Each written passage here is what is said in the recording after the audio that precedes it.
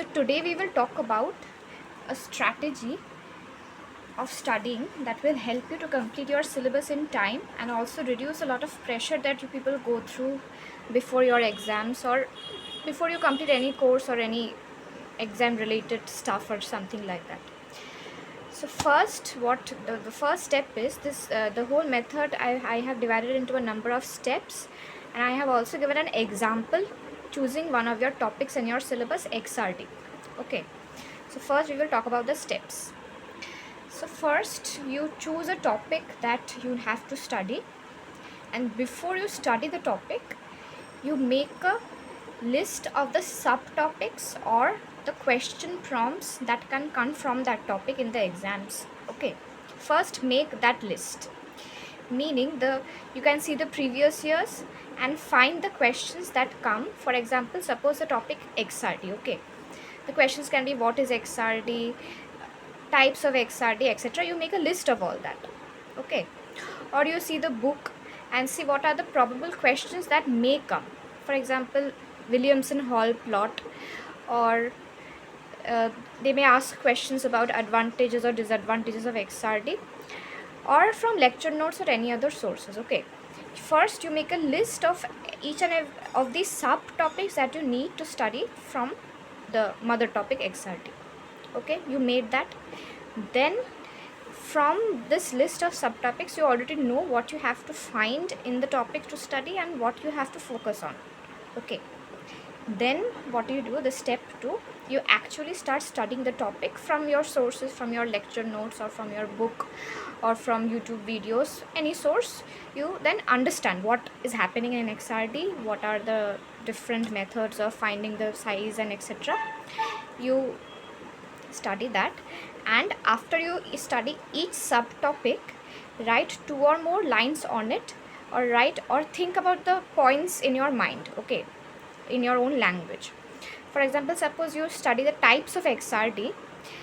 After studying it, immediately write what you have understood. I mean, what are the types of XRD, 3 points, and what are they made of, etc.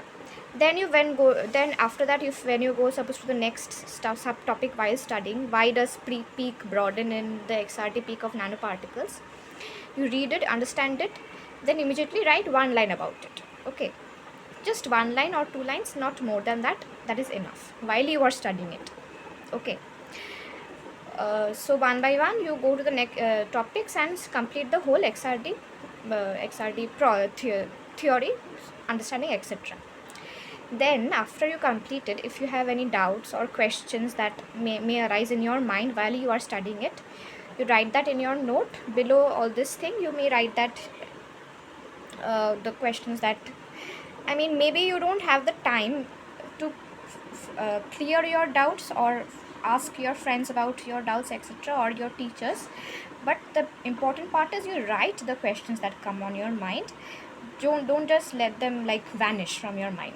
Okay, you have to keep it written, so that in the future when you encounter any of the answers to those questions, suppose in a lecture video or suppose in a YouTube video, that answer will stick to your mind. Okay, if you have already written down your doubts while studying that topic. Okay, so over you have studied the topics, and you have also written down some of your understanding. Then what happens is you quickly move on to the next topic that is in your syllabus. In our case, in this chapter, the next topic is SEM. So with SEM also you repeat this whole process of writing down the question prompts from the previous years or the book, then study it, then you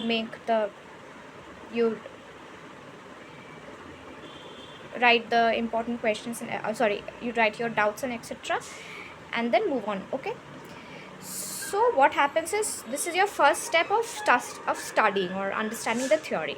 Okay, now that is not enough. Before the exams we see that we sometimes forget what we had studied or forget what to write, what are all the points, etc. So what happens is after you have done this, after 5 or 7 days, you decide that you will study XRD again. Okay, study the topic again, but before you start studying again, you open this list of subtopics and try to recall what you had studied 7 days back. Okay, you try to recall what is XRD, you write 1 or 2 lines, or you just mentally think about it. What was XRD? You mentally think about what was Bragg's law. Like, you go from one point to another, and after after you have tried remembering each and every points, then put star next to the subtopics you cannot recall. Okay, suppose before you start revising, you encountered that you have forgotten what is crystal factor. Okay, put a star next to it, 1 star. Suppose you forgot what was the derivation of Scherer equation, you suppose get stuck in the derivation while deriving, while you write it, or etc.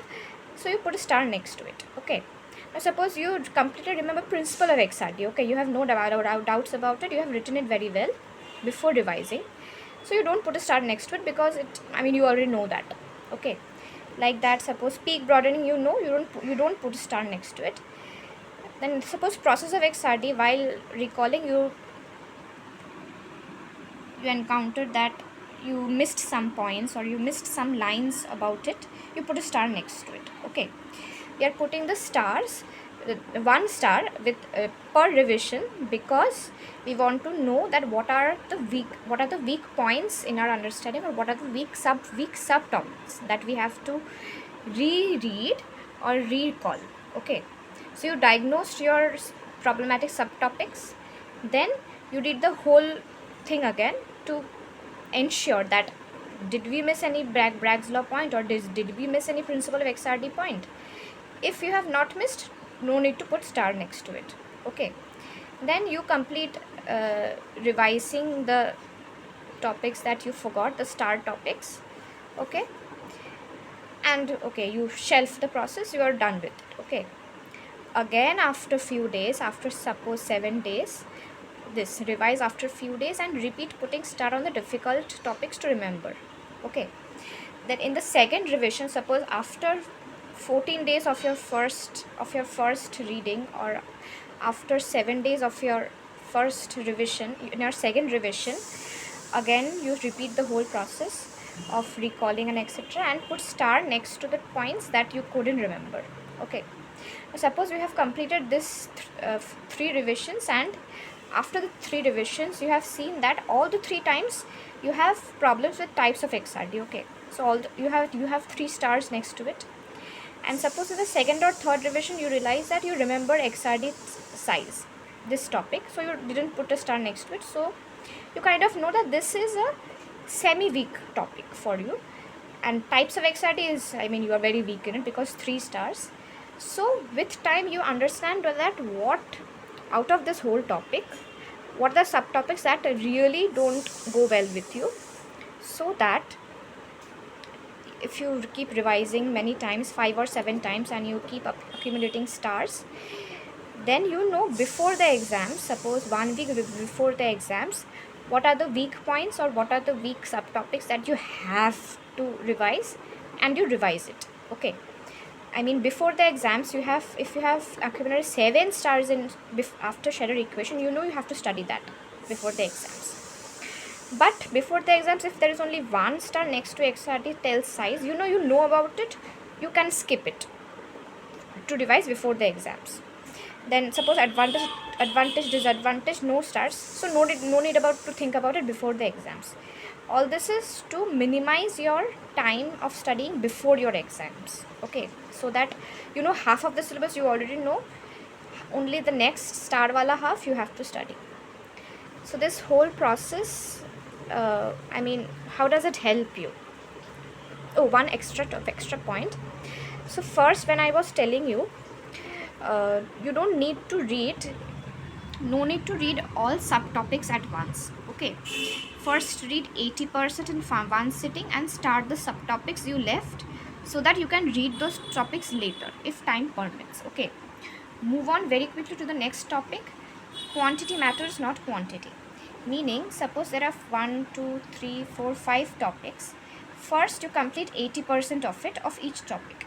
Okay, in this way you have a better score, better chance of scoring well in your exams. instead of, if you suppose put lot of effort in XRD, SEM and TEM, 100% you studied, you even studied more, you researched a lot, you know, I mean you are perfect in it, suppose, but since you devoted some time to the first three topics, you didn't get time to suppose cover the last two topics, you covered only 40%, 60%. Okay, so chances are that you will get an easy question from suppose STM and you won't be able to answer it because you didn't get the time to study these. You were too perfect in the first three topics. So in this way, before the exams, you have an anxiety that, oh god, I didn't study STM and last two topics, what will happen, what if I don't get to answer from all the first three topics, etc. I mean, it's more risky, it's more effortful also. I mean, these extra effort that you put in the first three topics, this necessarily won't come handy to you before your uh, bachelor's exam. That extra information may be useful for you for your competitive exams or uh, in your interviews before your masters, but not immediately in your CU exam, correct? So it is better to go with this process. First complete 80%, then if you have time, of course of course you put the extra effort and complete 100% of all these. Okay, so this is the first thing that you have to know. Also, I wrote all these subtopics, but as I said, first complete 80%. So maybe the first sitting, while you are doing this, you suppose omit studying about Williamson Hall, okay, because it is not so important, and you omit studying about crystal factor because it is not so important for your exams, or you omit studying about advantage disadvantage because you don't get these two questions from XRD usually in your exams. So in your first sitting, complete 80%. Then in your first revision, suppose, since you have the time to revise, means you have extra time, you complete I mean the topics that you left, crystal factor or shader or etc. Okay, it is not compulsory that you have to study all these subtopics at once. Okay, you can study in revisions also. So these multiple revisions and multiple start process that I said, multiple revision is very important for to recall these things, any question answering the questions very fast in your exams. Okay, and if you recall so many times, 5 times or 7 times as you revise any about anything, automatically in your exams it will be easier for you to remember it, because usually in exams we are very tensed, we tend to think that okay, we will not be able to write things well. I mean, there is also a lot of fear of exams and etc. To overcome that fear, if you already know that you have recalled it 7 times before, you will be confident that of course I will be able to write it in exams.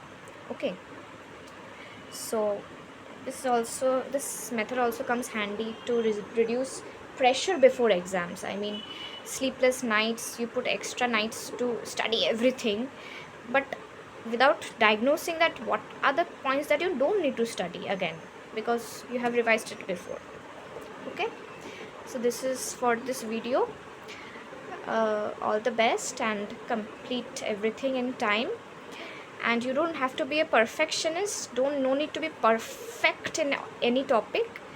Just study something, go to the next topic, study something, move on more to the next topics, complete the whole syllabus, then come back to the first topic or first chapter or first unit and go to the detail or go to the depth or revise, etc. Okay, thank you.